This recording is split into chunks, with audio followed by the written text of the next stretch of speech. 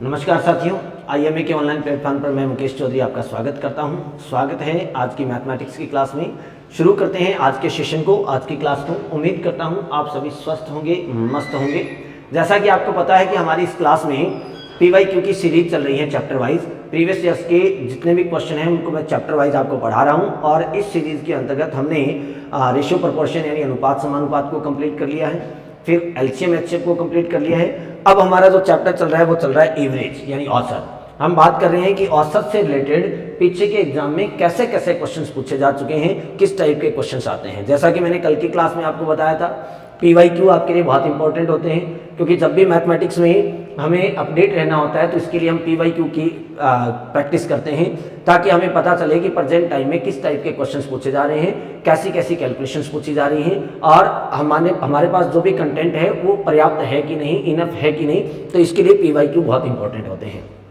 तो जैसा कि आपको पता है, एवरेज के अंदर हमने 3-4 क्लासें पहले कर ली हैं। तो शुरू करते हैं आज के सेशन को, आज की क्लास को, और देखते हैं कि और कैसे कैसे क्वेश्चंस पूछे गए हैं एवरेज से रिलेटेड, औसत से संबंधित। तो आज का पहला क्वेश्चन देखिए क्या कह रहा है।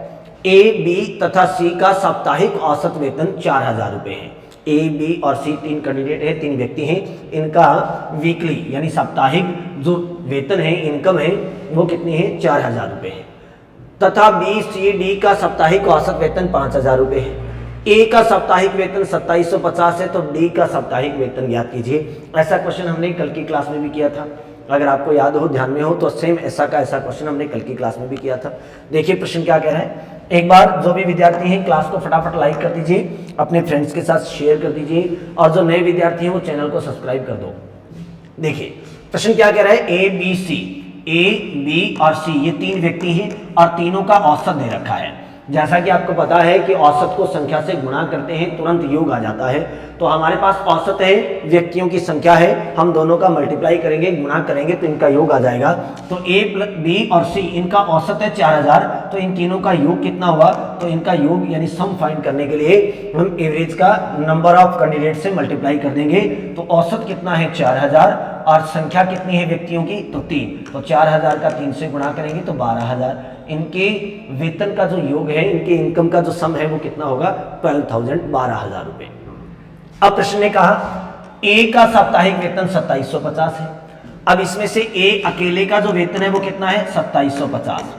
अब जरा गौर से देखिए, हमारे पास ये जो वेतन है 12000 रुपए, ये कितने लोगों का है? 3 लोगों का।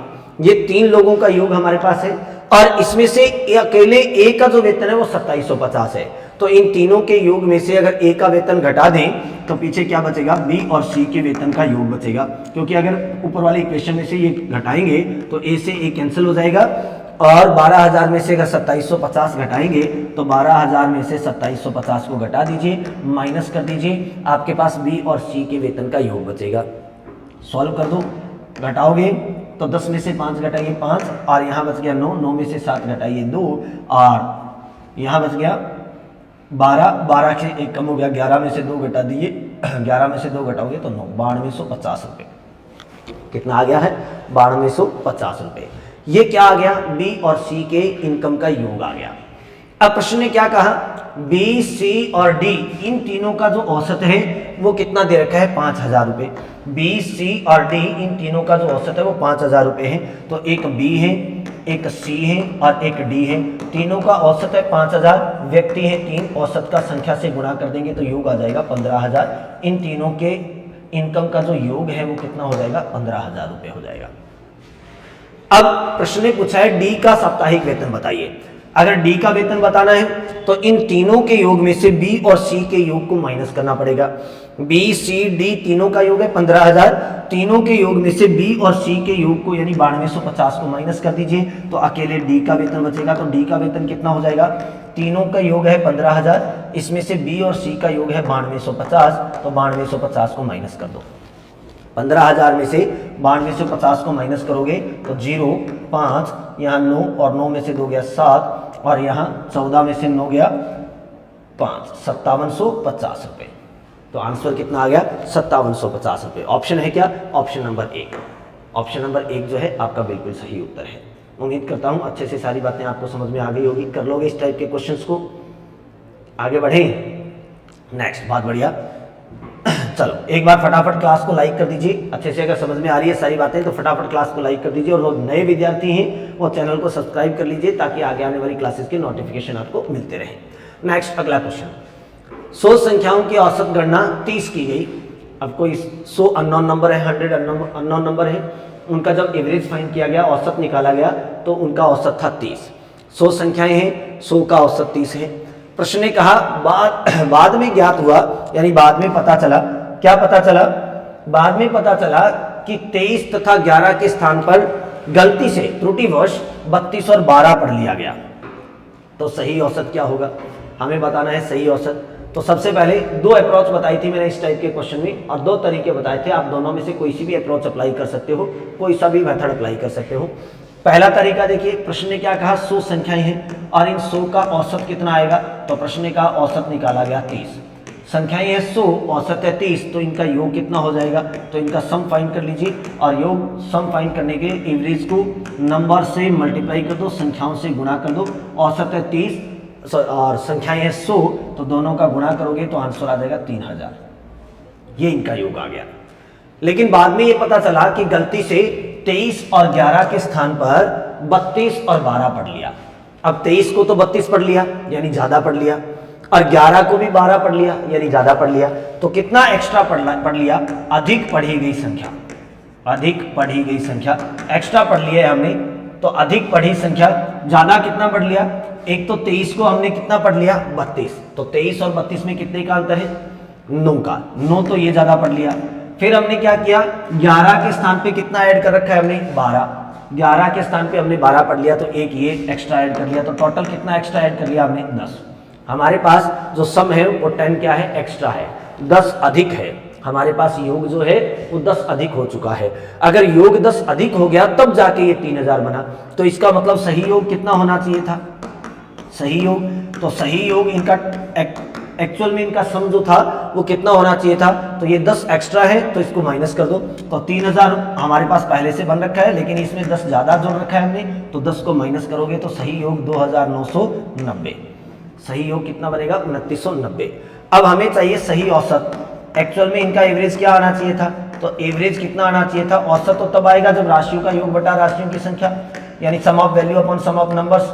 तो सम ऑफ वैल्यू कितनी है, टोटल 2990, और नंबर्स, तो नंबर्स तो 100 के 100 ही है, संख्याएं तो 100 की 100 ही है। तो 2990 में 100 का भाग दे दो तो आंसर कितना आ जाएगा, 299 में 10 का भाग दोगे तो 29.9। आंसर कितना आ जाएगा, 29.9। ऑप्शन नंबर 4 ये आपका बिल्कुल सही उत्तर है। तो सही औसत क्या होना चाहिए, 29.9। और इसकी एक डायरेक्ट अप्रोच बताई थी, अगर आप डायरेक्ट अप्रोच अप्लाई करना चाहो तो वो भी कर सकते हो। कैसे, मैंने बताया था कि जो कार्य हमने योग से किया है, सम से किया है, वही डायरेक्ट अप्रोच हम एवरेज के अकॉर्डिंग भी अप्लाई कर सकते हैं। वही फॉर्मूला, वही तरीका हम औसत के आधार पर भी पता कर सकते हैं। हमें अगर ये पता चल जाए, जैसे कि यहाँ हमने देखा कि योग में क्या फर्क पड़ा, क्या प्रभाव पड़ा, तो योग 10 एक्स्ट्रा हो रखा था, हमने 10 माइनस करके योग को सही कर लिया। अगर ऐसा ही हमें सीधा औसत का प्रभाव पता चल जाए कि औसत में क्या प्रभाव पड़ गया, तो जितना औसत में प्रभाव पड़ेगा उसको कम कर देंगे, सही हो जाएगा। तो औसत का प्रभाव पता करने के लिए, औसत में पड़ा प्रभाव पता करने के लिए हम क्या करेंगे, त्रुटि बटा संख्या, जितने की गलती हुई है उसमें संख्या का भाग दे देंगे।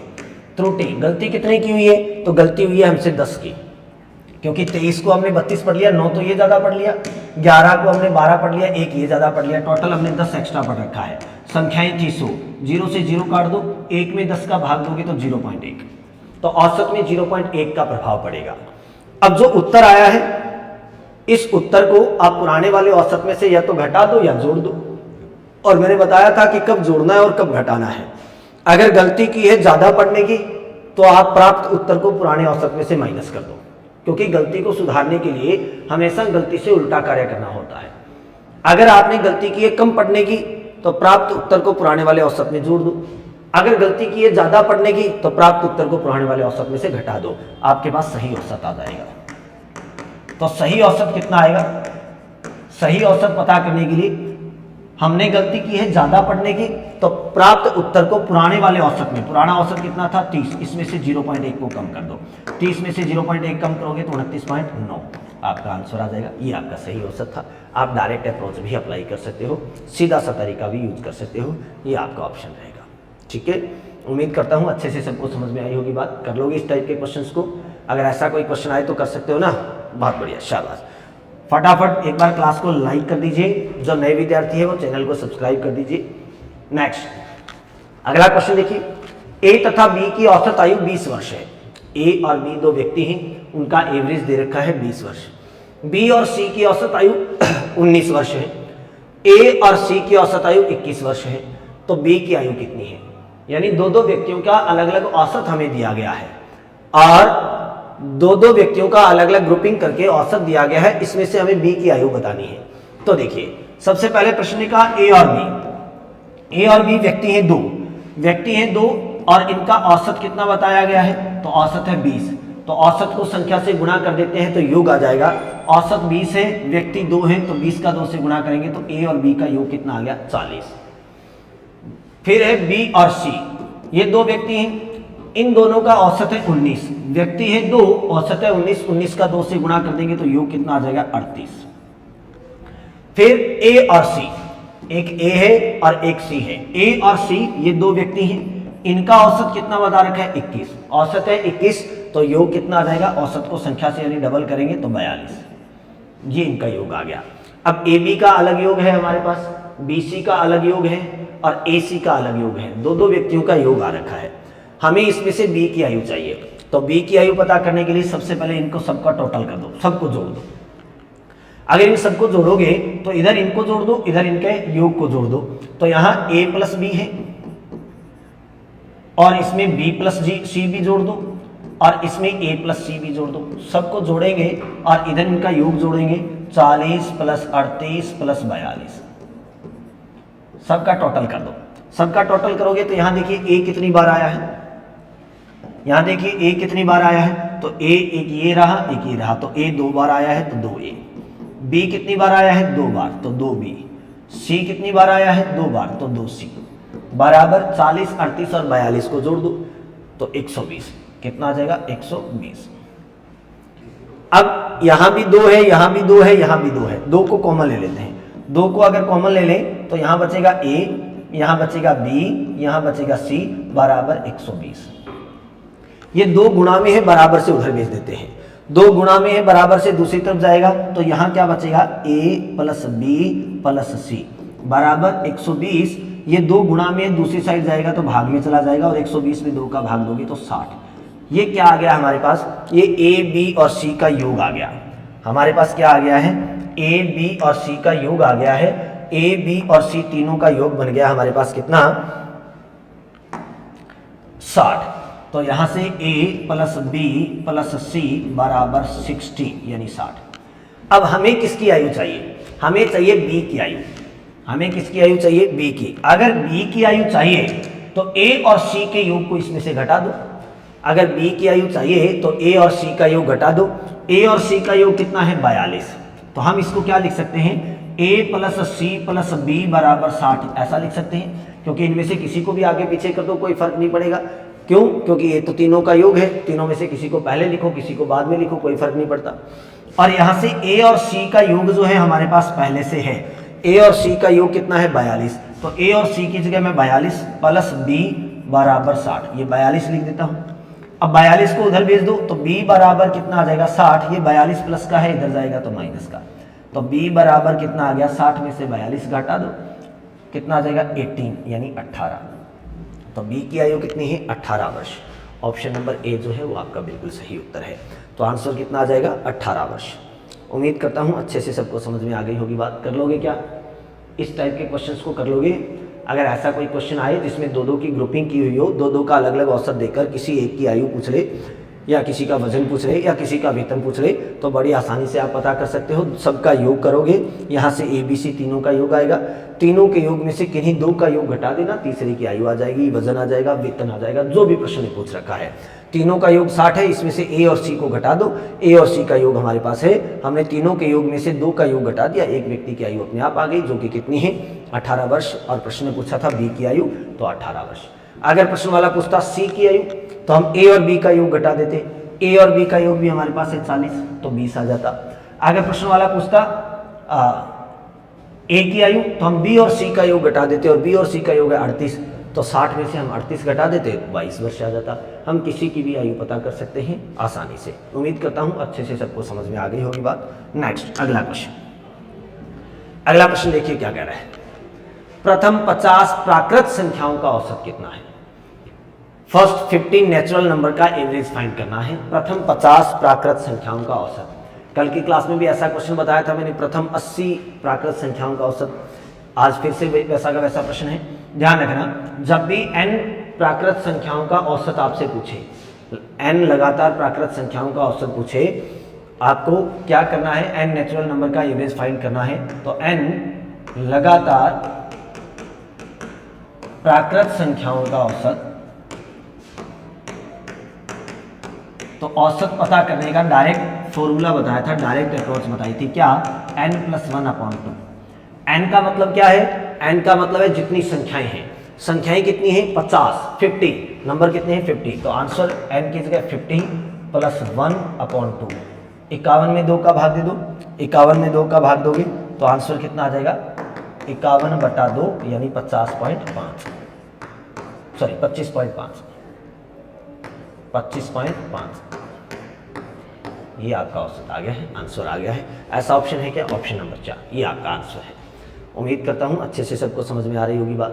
कर लोगे, बिल्कुल सिंपल सी अप्रोच बता रहा हूँ, बिल्कुल साधारण तरीका बता रहा हूँ। प्रश्न चाहे कैसा भी हो, एक ही अप्रोच से हम सारे के सारे कैलकुलेशंस कर सकते हैं, सारे के सारे प्रश्नों को सॉल्व कर सकते हैं। फटाफट एक बार क्लास को लाइक कर दीजिए, चैनल को सब्सक्राइब कर दीजिए। जो नए विद्यार्थी हैं वो फटाफट चैनल को सब्सक्राइब कर दो। नेक्स्ट अगला प्रश्न, एक वर्कशॉप में कार्यस्थ सभी कर्मचारियों का औसत वेतन 8,000 रुपये है। एक कोई वर्कशॉप है, उसमें काम करने वाले कर्मचारी हैं और उन कर्मचारियों का औसत वेतन जो है वो 8,000 रुपये है। सबका एक साथ औसत दे रखा है 8,000 रुपये। इनमें से 7 अभियंता है, 7 क्या है, अभियंता, और इनका औसत है 12,000। बाकी के शेष कर्मचारी है, अभियंता के अलावा और भी कर्मचारी हैं, उनका वेतन है 6,000। तो आपको बताना है सभी कर्मचारियों की संख्या, टोटल कर्मचारी कितने हैं ये आपको बताने हैं। तो सभी कर्मचारियों की संख्या बताने के लिए इस टाइप का क्वेश्चन हमने पहले भी एक क्लास में किया था। मैंने कहा था एक जैसी यूनिट की वैल्यू अगर 3 टाइम हो, एक जैसी इकाई 3 बार दे रखी हो, तो हम क्या करते हैं, एक जैसी इकाई अगर 3 बार दे रखी हो तो हम वहां मिश्रण का रूल लगाते हैं, एलिगेशन का रूल अप्लाई करते हैं और एलिगेशन से बहुत ही इजीली क्वेश्चन को क्रैक कर सकते हैं। अब कैसे देखिए, एक तरफ तो है अभियंता, तो हम क्या लिखेंगे, एक तरफ तो अभियंता, एक तरफ तो हम क्या लिखेंगे, अभियंता, एक तरफ तो हम लिखेंगे अभियंता और एक तरफ लिखेंगे शेष कर्मचारी, शेष जो भी है, हमें पता नहीं है वो दूसरे कर्मचारी शेष कौन है। अभियंताओं का औसत कितना है, 12,000 और शेष कर्मचारियों का औसत कितना है, 6,000। अब अगर इन सबको मिक्स कर दिया जाए तो अभियंता और शेष कर्मचारी मिलकर टोटल कर्मचारी बनेंगे, कुल कर्मचारी बनेंगे, और कुल कर्मचारियों का औसत है 8,000। तो जो कुल वैल्यू होती है, टोटल वैल्यू होती है, उसको बीच में रखना होता है और इनको ऐसे मिक्स करना होता है और तिरछा घटा देंगे। जैसे इनको क्रॉस सब्सट्रैक्शन करेंगे, इनको तिरछा घटाएंगे तो हमारे पास इनका अनुपात आ जाएगा। 12,000 में से 8,000 घटाइए 4,000 और 6,000 और 8,000 को घटाइए 2,000, ये इनका अनुपात आ गया। 3 0 से 3 0 काट दो, काट के छोटा कर लो, 2 और 4 को काट दो, 2 एकम 2 और 2 दूनी 4, ये लो, ये इनका अनुपात आ गया। यानी ये जो कर्मचारी है वो 1:2 के अनुपात में है। कर्मचारी किस में है, 1:2 में। अगर अभियंता 1 है तो बाकी शेष कर्मचारी 2 होंगे, अभियंता 2 होंगे तो इसका डबल शेष कर्मचारी होंगे। जितने अभियंता है उसका डबल, दुगुना बाकी के कर्मचारी हैं। अब प्रश्न ने क्या कहा, प्रश्न ने कहा अभियंता कितने हैं, तो अभियंता है 7। अभियंता कितने हैं, 7। तो अब जितने अभियंता होंगे उसके डबल क्या होंगे, बाकी शेष कर्मचारी होंगे। तो अब अगर अभियंता 7 है तो शेष कर्मचारी कितने होंगे, 14, क्योंकि इनमें अनुपात 1:2 का है और 1:2 का मतलब है अभियंता अगर 1 है तो शेष कर्मचारी 2 होंगे। जितने अभियंता होंगे उसके दुगने शेष कर्मचारी होंगे। अभियंता 7 प्रश्न ने बता रखा है, अभियंता प्रश्न ने कितने बता रखे हैं, 7। तो अगर अभियंता 7 है तो बाकी के कर्मचारी कितने होंगे, 14। तो हमसे प्रश्न ने पूछा है कि बताइए कुल कर्मचारी क्या होंगे, तो हमें चाहिए कुल कर्मचारी। तो कुल कर्मचारी कितने हो गए, कुल कर्मचारी तो 7 तो अभियंता और 14 के बाकी के शेष हैं, तो कितने हो गए 21। तो कुल कर्मचारी कितने होंगे यहाँ इस कंपनी में, तो इस वर्कशॉप में कुल कर्मचारी 21 होंगे। ऑप्शन नंबर 2 जो है वो बिल्कुल सही उत्तर है आपका। ऑप्शन नंबर 2 है, बिल्कुल करेक्ट आंसर आएगा। उम्मीद करता हूँ अच्छे से सबको समझ में आ गई होगी बात। कर लोगे इस टाइप के क्वेश्चन, हो जाएंगे, समझ में आ रहा है बहुत अच्छे से। उम्मीद करता हूँ सबको बहुत अच्छे से बात समझ में आ रही होगी। फटाफट एक बार क्लास को लाइक कर दीजिए जिन्होंने अभी तक नहीं किए हैं, और जो विद्यार्थी नए हैं वो फटाफट चैनल को सब्सक्राइब कर दो ताकि आगे आने वाली क्लासेस के नोटिफिकेशन आपको मिलते रहें। और किसी भी विद्यार्थी का किसी भी प्रकार का कोई डाउट है तो आप कमेंट करते रहिए, क्योंकि मैं सबके कमेंट देखता हूँ। अगर कोई डाउट है तो मैं जरूर अगले दिन क्लास में आपको सॉल्व करवाऊंगा। नेक्स्ट अगला क्वेश्चन देखिए। अगला प्रश्न क्या कहता है, एक क्रिकेट मैच में 6 खिलाड़ियों की औसत रन संख्या 36 थी। यदि इनमें से एक खिलाड़ी ने 16 रन बनाए हो तो शेष खिलाड़ियों का औसत कितना था। बहुत ही सामान्य सा प्रश्न है, बहुत ही इजी सा क्वेश्चन है, सिंपल सा क्वेश्चन है। प्रश्न ने कहा है क्रिकेट मैच में 6 खिलाड़ी हैं और 6 का औसत दे रखा है। खिलाड़ियों की संख्या आपके पास है, एवरेज आपके पास है। खिलाड़ी है 6 और इन 6 खिलाड़ियों का औसत जो है वो कितना है, 6 खिलाड़ियों का औसत है 36। तो फिर इनका योग कितना हो जाएगा, 6 खिलाड़ियों का औसत है 36, तो औसत को संख्या से गुणा कर लो, योग हो गया 216। योग कितना हो गया 216। 216 रन बनाए इन 6 खिलाड़ियों ने। अब प्रश्न ने क्या कहा, इनमें से एक खिलाड़ी ने 16 रन बनाए, एक खिलाड़ी ने 16 रन बनाए, तो शेष खिलाड़ियों ने, तो अब शेष खिलाड़ियों का योग कितना होगा, तो शेष का योग, अब टोटल योग 6 का योग कितना है 216। इसमें से एक खिलाड़ी ने 16 रन बनाए तो 16 माइनस कर दो।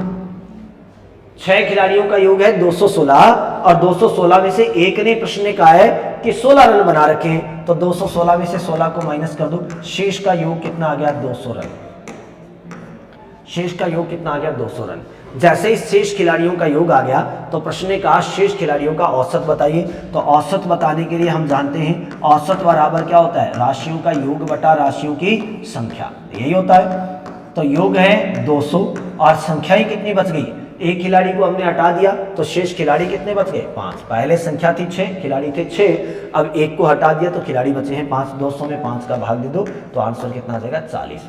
शेष खिलाड़ियों का औसत कितना था 40 था। ऑप्शन नंबर 2 जो है वो बिल्कुल सही उत्तर है। बिल्कुल सामान्य सा प्रश्न था, बिल्कुल जनरल सी बात थी। उम्मीद करता हूँ सबको बहुत अच्छे से समझ में आ गई होगी बात। कर लोगे इस टाइप के क्वेश्चंस को। चलो आगे बढ़ते हैं, अगला प्रश्न। और देखिए कैसे कैसे क्वेश्चन पूछे गए हैं और कैसे कैसे प्रश्न आते हैं। अगला प्रश्न क्या कहता है, 3 वर्ष पहले एक व्यक्ति, उसकी पत्नी तथा उसके पुत्र की औसत आयु 27 वर्ष थी। 3 साल पहले की बात चल रही है। एक व्यक्ति है, उसकी पत्नी है और उसका पुत्र है, तीनों की औसत आयु 27 वर्ष है। जबकि 5 वर्ष पहले उसकी पत्नी तथा उसके पुत्र की औसत आयु 20 वर्ष थी। तो उस व्यक्ति की वर्तमान आयु कितनी है। बात चल रही है वर्तमान की, तो हम वर्तमान के अकॉर्डिंग क्वेश्चन को सॉल्व करेंगे। अब प्रश्न ने क्या कहा, 3 वर्ष पहले उसकी पत्नी तथा पुत्र की औसत आयु 27 वर्ष थी। बात चल रही है 3 वर्ष पहले की। 3 वर्ष पहले व्यक्ति कितने थे 3, और इन 3 व्यक्तियों का औसत, 3 व्यक्तियों का औसत कितना था, तो व्यक्ति है 3, औसत था 27, तो इनका योग कितना हो जाएगा, तो योग हो जाएगा, व्यक्ति है 3, औसत है 27, तो 81 वर्ष। इनका योग कितना हो गया है 81 वर्ष। 3 साल पहले व्यक्ति 3 थे, औसत था 27, औसत का संख्या से गुणा करेंगे, योग आ जाएगा। आज से 3 साल पहले इन तीनों व्यक्तियों की आयु का योग जो था वो 81 साल था। 3 कौन है, एक तो व्यक्ति है, एक उसकी पत्नी है और एक उसका पुत्र है। ये बात है 3 साल पहले की। लेकिन हमें चाहिए इनकी वर्तमान का योग, क्योंकि प्रश्न ने वर्तमान की आयु पूछी है। तो वर्तमान में इन तीनों का योग कितना हो जाएगा, तो वर्तमान में प्रेजेंट टाइम में इन तीनों का योग 81 साल, ये 81 वर्ष 81 ईयर्स जो है ये आज से 3 साल पहले की बात है। अगर आज की बात करें, वर्तमान की बात करें, तो ये तीनों आदमी 3-3 साल और बढ़ गए हैं। आज से 3 साल पहले इनका योग 81 था, 81 था, और आज ये तीनों के तीनों व्यक्ति, उसकी पत्नी, उसका पुत्र और वो व्यक्ति स्वयं, तीनों के तीनों व्यक्ति 3-3 साल और बढ़ गए हैं। और अगर तीनों व्यक्ति 3-3 साल और बढ़ेंगे तो योग में कितने की वृद्धि हो जाएगी, 9 साल की। 9 साल की वृद्धि क्यों हो जाएगी, क्योंकि 3 साल तो पुत्र के, 3 साल पत्नी के और 3 साल व्यक्ति खुद के, तो तीनों के आयु का योग जो है 9 साल और बढ़ जाएगा। तो आज इनका योग कितना हो गया है तीनों का, 90 वर्ष। प्रेजेंट टाइम में ये तीनों 90 साल के हैं। अब आगे की अगर बात करें तो प्रश्न ने क्या कहा, 5 वर्ष पहले, प्रश्न क्या रहा है 5 वर्ष पहले, बात चल रही है आज से 5 वर्ष पहले। 5 वर्ष पहले पत्नी और पुत्र व्यक्ति कितने हैं, 2। पत्नी और पुत्र 2 व्यक्तियों का औसत, इन 2 व्यक्तियों का औसत कितना, तो 5 वर्ष पहले इन 2 व्यक्तियों का औसत कितना था, 20। औसत है 20, व्यक्ति हैं 2, तो योग कितना हो जाएगा, तो योग अगर बात करें तो व्यक्ति हैं 2 और औसत है 20, तो योग हो जाएगा 40 वर्ष। लेकिन ये योग कब का आया है, 5 साल पहले का, क्योंकि ये बात तो 5 साल पहले की है। हमें योग कब का चाहिए, वर्तमान का, तो वर्तमान में इन दोनों का योग कितना हो जाएगा, तो वर्तमान योग, वर्तमान की अगर बात करें तो 5 साल पहले इनका योग था 40, और इन 5 सालों में ये दोनों आदमी 5-5 साल और बढ़ गए हैं। दोनों कौन, उसकी पत्नी और उसका पुत्र। तो इन 5 सालों में पत्नी भी 5 साल और बढ़ गई और पुत्र भी 5 साल और बढ़ गया। तो आज की अगर बात करें तो आज ये दोनों 5-5 साल और बढ़ चुके हैं, तो योग में कितने की वृद्धि हो जाएगी, 10 की। क्यों, क्योंकि 5 साल पत्नी के और 5 साल पुत्र के, तो आज इनका योग कितना है, 50 वर्ष। अब प्रश्न बिल्कुल सामान्य हो गया है, बिल्कुल जनरल सा हो गया है क्वेश्चन। कैसे, ये जो योग आया है ये कितने लोगों का है, 3 लोगों का, और प्रेजेंट टाइम का, वर्तमान का है। और ये जो योग आया है ये कितने लोगों का है, 2 लोगों का। कब का, प्रेजेंट टाइम का, वर्तमान का। तीनों लोग आज 90 साल के हैं और इसमें से पत्नी और पुत्र जो है वो सिर्फ 50 के हैं। तो 90 में से पत्नी और पुत्र को माइनस कर दो, 50 को माइनस कर दो, व्यक्ति की वर्तमान आयु आ जाएगी। तो व्यक्ति की वर्तमान आयु कितनी आ गई है, हमें उस व्यक्ति की वर्तमान आयु चाहिए। तो व्यक्ति कितने सालों का हो गया है, तो व्यक्ति 90 में से 50 कम कर दीजिए, आंसर आ जाएगा 40 वर्ष। आज वो व्यक्ति जो है कितने साल का है, 40 वर्ष का है। आज उस व्यक्ति की आयु कितनी आ जाएगी, 40 वर्ष। ऑप्शन नंबर 2 जो है वो बिल्कुल सही उत्तर है।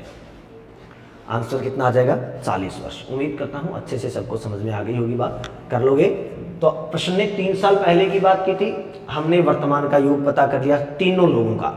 यहाँ 5 साल पहले की बात हो रही थी, हमने वर्तमान का योग पता कर लिया दोनों व्यक्तियों का। 3 व्यक्तियों के 5 साल वर्तमान के योग में से 2 व्यक्तियों का वर्तमान योग घटा देंगे, तो प्रत्येक व्यक्ति उस व्यक्ति का जो मुख्य व्यक्ति है यहाँ उसका पता चल जाएगा कि वो कितने साल का है। तो वो कितने साल का है, 40 वर्ष का है। उम्मीद करता हूँ अच्छे से सबको समझ में आई होगी बात। नेक्स्ट अगला क्वेश्चन, और देखिए कैसे कैसे क्वेश्चन आते हैं। अगला क्वेश्चन क्या कह रहा है, एक कक्षा में 30 छात्रों का औसत भार 40 किलोग्राम है। एक क्लास है उसमें विद्यार्थी है 30 और उनका औसत भार जो है वो 40 किलोग्राम है। यदि अध्यापक को भी शामिल कर लिया जाए तो औसत भार में 2 किलोग्राम की वृद्धि हो जाती है। तो अध्यापक का भार ज्ञात कीजिए। बहुत ही सामान्य सा प्रश्न है, 2 तरीके बताता हूं, ध्यान से सुनिए। इस क्वेश्चन में भी आप 2 अप्रोच अप्लाई कर सकते हो, 2 तरीके, 2 मेथड यूज कर सकते हो। पहला तरीका देखिए, छात्र कितने हैं, 30 और औसत कितना है, 40। हम जानते हैं संख्या को अगर औसत से गुणा कर दिया जाए तो योग आ जाता है। तो छात्र है 30 और औसत है 40, तो 30 का 40 से गुणा करेंगे तो योग आ गया 1200। योग कितना आ गया, 1200 केजी, 1200 किलोग्राम। 30 व्यक्ति है, एवरेज है, औसत है 40, तो औसत का संख्या से गुणा करते ही हमारे पास योग आ जाता है। तो 30 व्यक्तियों की आयु वजन का योग जो है वो कितना आ गया है, 1200 केजी। अब प्रश्न क्या कह रहा है, एक अध्यापक को भी शामिल कर लो। अब हमें पता नहीं है वो अध्यापक कितना भारी भरकम है या मेरी तरह है, लेकिन अध्यापक को शामिल कर लिया। और जैसे ही अध्यापक को शामिल कर लिया तो पहले 30 व्यक्ति थे, अब कितने हो गए, 31, और उनका औसत कितना बढ़ गया, 2 किलो। पहले औसत था 40, तो अब 2 किलो बढ़ गया, तो कितना हो गया, 42। दोनों का गुणा कर दो, योग आ जाएगा।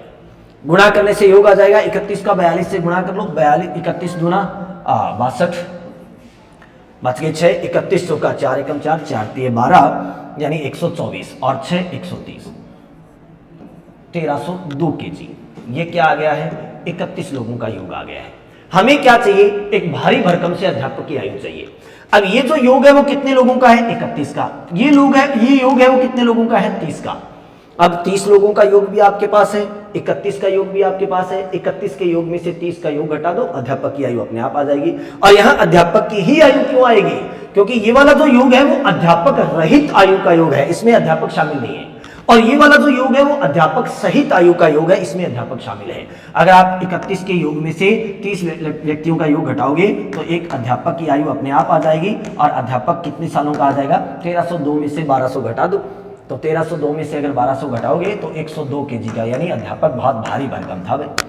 टीचर जो है वो बहुत भारी भरकम है, तो आंसर आ जाएगा 102 किलोग्राम। ऑप्शन नंबर 2 जो है वो बिल्कुल सही उत्तर है। जैसा कि मैंने बताया कि इस क्वेश्चन में आप दो अप्रोच अप्लाई कर सकते हो, दो मेथड अप्लाई कर सकते हो, दो तरीके लागू कर सकते हो। एक सिंपल सा मेथड तो ये है कि औसत का संख्या से गुणा करो, योग आ जाएगा, और योग में से योग घटा दो, अध्यापक की आयु आ जाएगी। दूसरी अप्रोच देखिए, सेकंड मेथड यहाँ आप क्या अप्लाई कर सकते हो, ध्यान से देखिए। मैं आपको यहाँ एक फॉर्मूला बताता हूँ, आप उस फॉर्मूले से भी कैलकुलेशन कर सकते हो। और फॉर्मूला क्या है? जब भी व्यक्तियों के समूह में कोई नया व्यक्ति शामिल हो जाए या एक व्यक्ति चला जाए, तो उस नए आने वाले व्यक्ति या चले जाने वाले व्यक्ति का योगदान ज्ञात करना है। योगदान का मतलब यहाँ पे क्या है?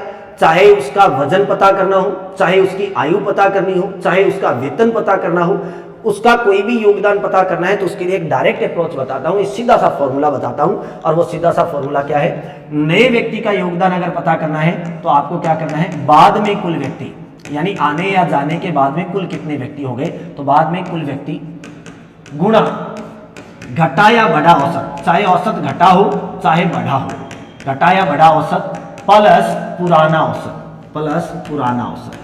आप ये अप्रोच अप्लाई कर सकते हो, ये फॉर्मूला लगा सकते हो।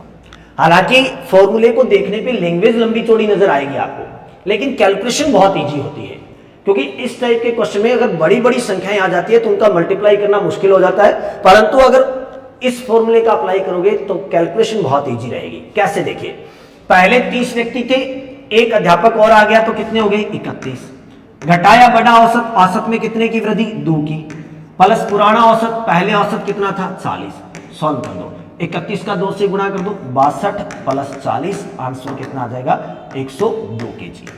ये आपका उत्तर आ गया है, सीधी सी कैलकुलेशन है। बाद में कुल व्यक्ति, जाने या आने के बाद में कुल कितने व्यक्ति बचे हैं? तो 31, क्योंकि पहले 30 थे, एक और आ गया 31। घटाया बड़ा औसत तो 2 बढ़ गया था, चाहे वो घटाओ चाहे बढ़ाओ, और उसमें पुराने वाला औसत जोड़ दो, तो 31 दूना 62 प्लस 40 यानी 102 kg। यहाँ मल्टीप्लाई करोगे तो थोड़ा मुश्किल रहेगा आपकी, जब बड़ी संख्याएं आ जाती हैं तो हम इस अप्रोच को अप्लाई करते हैं। सपोज दैट अगर मैं प्रश्न कह देता कि एक कंपनी में कुछ कर्मचारी हैं, 27 कर्मचारी हैं, और मैं कह दूं कि उनका औसत वेतन जो है 2950 रुपए है। अब 27 का 2950 से गुणा करोगे थोड़ा मुश्किल हो जाएगा। फिर मैं कह दूं एक कर्मचारी और आ जाता है तो व्यक्ति हो जाते हैं 28, और मैं कह देता हूं कि उसके औसत में 100 रुपए की वृद्धि हो जाती है, तो इसमें 100 रुपए और जुड़ गए तो 3050। बताओ नए व्यक्ति का वेतन कितना है? तो इनका मल्टीप्लाई करना मुश्किल हो जाएगा। अब 28 लोगों का योग ज्ञात करोगे, उसमें से 27 के योग को घटाओगे। लेकिन अगर ये अप्रोच लगाओगे तो बाद में कुल व्यक्ति 28 गुणा घटाया बड़ा औसत 100 प्लस पुराना औसत 2950। सॉल्व कर दो, 2800 में 2950 को जोड़ दो, आंसर कितना आ जाएगा? 50। 8 और 8 16 17, 2 2 4 5 5750। ये नए व्यक्ति का वेतन है। तो जब भी बड़ी कैलकुलेशन आती है उस कंडीशन में हम इस अप्रोच को अप्लाई कर लेते हैं। अदरवाइज अगर छोटी कैलकुलेशन है तो ये भी इजी है, कोई ज्यादा मुश्किल नहीं है, तो इस टाइप की कैलकुलेशन कर सकते हो। उम्मीद करता हूं अच्छे से सबको समझ में आई होगी बात, कर लोगे इस टाइप के क्वेश्चन। किसी भी विद्यार्थी को किसी भी प्रकार का कोई डाउट हो तो आप तुरंत कमेंट कर दीजिए, मैं सबके कमेंट चेक करता हूं। किसी भी प्रकार का कोई डाउट है तो मैं अगले दिन क्लास में सॉल्व करवा दूंगा। उम्मीद करता हूं बहुत अच्छे से सबको समझ में आई होगी बात। एक बार फटाफट सभी क्लास को लाइक कर दीजिए, और जो नए विद्यार्थी हैं वो चैनल को सब्सक्राइब कर दो, ताकि आगे आने वाली क्लासेस के नोटिफिकेशन आपको मिलते रहेंगे। नेक्स्ट अगला क्वेश्चन देखिए क्या कहता है। नेक्स्ट क्वेश्चन, क्रिकेट का एक खिलाड़ी है और उसकी 8 पारियों का औसत रन जो है वो 25 था। क्रिकेट का कोई एक खिलाड़ी है, उसने 8 इनिंग्स खेली, 8 पारियों का जो औसत था, एवरेज था वो 25 रन था, 25 रन था। 9th इनिंग में 9वीं पारी में उसने 70 रन बनाए, अब उसका औसत कितना हो जाएगा? बहुत ही सिंपल सा क्वेश्चन है, बिल्कुल इजी सा क्वेश्चन है। 8 पारियों का औसत था 25 रन, तो पारियां कितनी हैं? 8, औसत है 25। तुरंत योग पता कर लो, 8 पारियां हैं और औसत है 25, तो 8 का औसत कितना है? 25। तो योग पता कर लो, योग कितना हो जाएगा? औसत का संख्या से गुणा कर दो, 25 का 8 से गुणा कर दो, योग कितना आ गया? 200 रन। 25 8 है 200। ये लो, जैसे ही इस खिलाड़ी ने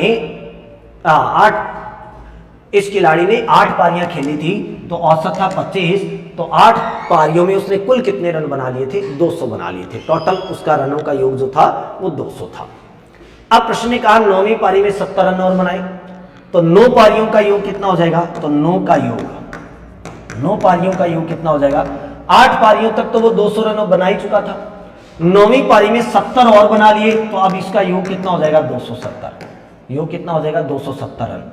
9वीं पारी में उसने 70 रन और बना लिए, तो योग कितना हो जाएगा? 270 रन। तो अब प्रश्न ने पूछा है कि उसका औसत बता दो, तो औसत पता करने का फॉर्मूला क्या होता है? Sum of value upon sum of numbers, राशियों का योग बटा राशियों की संख्या। इस फॉर्मूले में वैल्यू पुट कर दो। राशियों का योग कितना है? 270, और पारियां कितनी हो चुकी है? पहले 8 थी, अब 9 हो गई है, तो 9 से डिवाइड कर दो, सोल्व कर दो, 9 या 27 यानी 30 रन। अब उसका औसत जो है वो कितना हो चुका है? 30 रन हो चुका है। ऑप्शन नंबर 3 आपका बिल्कुल सही उत्तर है। उम्मीद करता हूं अच्छे से सबको समझ में आई होगी बात। कर लोगे इस टाइप के क्वेश्चंस को? कर सकते हो? चलो बहुत बढ़िया, शाबाश। नेक्स्ट क्वेश्चन, अगला प्रश्न क्या कह रहा है? देखिए, 24 छात्रों तथा एक अध्यापक की औसत आयु 16 वर्ष है।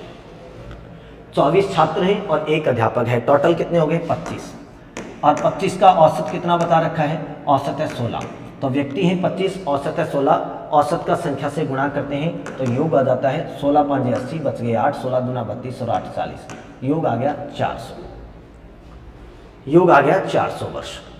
अब प्रश्न ने कहा अगर अध्यापक की आयु को छोड़ दें, अध्यापक को अलग कर दो, बाहर निकाल दो, तो फिर व्यक्ति कितने बचेंगे? मात्र 24। तो औसत भी एक घट जाता है, पहले औसत 16 था, अब औसत कितना रह गया? 15। जैसे ही हमने अध्यापक को अलग कर दिया तो औसत एक कम हो गया, औसत एक कम हो गया, तो औसत कितना बचा है? मात्र 15 बचा है। गुणा कर लो, योग आ जाएगा। 15 का 24 से गुणा करोगे, 15 चौके 60, 15 दूना 30 और 6 36 360।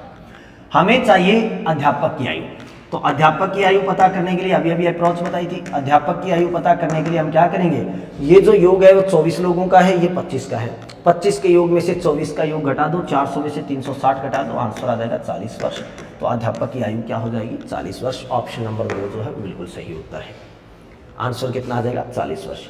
इसकी एक डायरेक्ट अप्रोच बताई थी, वो भी अप्लाई करना चाहो तो वो भी अप्लाई कर सकते हो। डायरेक्ट अप्रोच क्या बताई थी मैंने आपको कहा था बाद में कुल व्यक्ति गुणा घटा या बड़ा औसत, चाहे घटा हो चाहे बड़ा हो, प्लस पुराना